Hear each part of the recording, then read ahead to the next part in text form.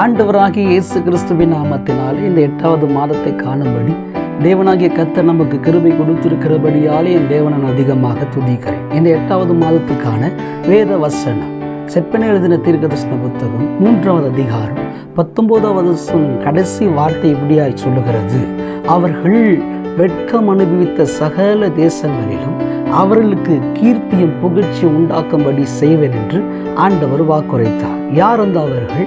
இஸ்ரவேலாகிய தம்முடைய சொந்த ஜனம், தம்முடைய குமாரனாக ஆண்டவர் பாவித்த அந்த ஜனத்துக்கு ஆண்டவர் கொடுக்கிற ஒரு வேத வார்த்தை தான் இந்த வாக்குத்தத்த வசனம். என்ன?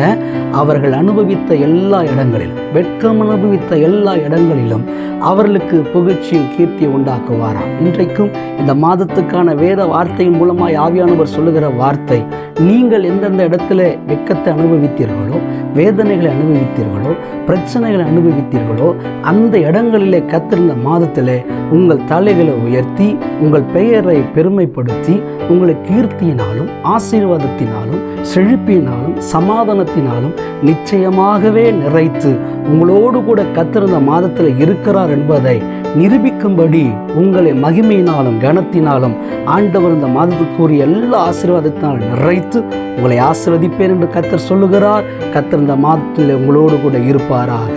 ஆமென்.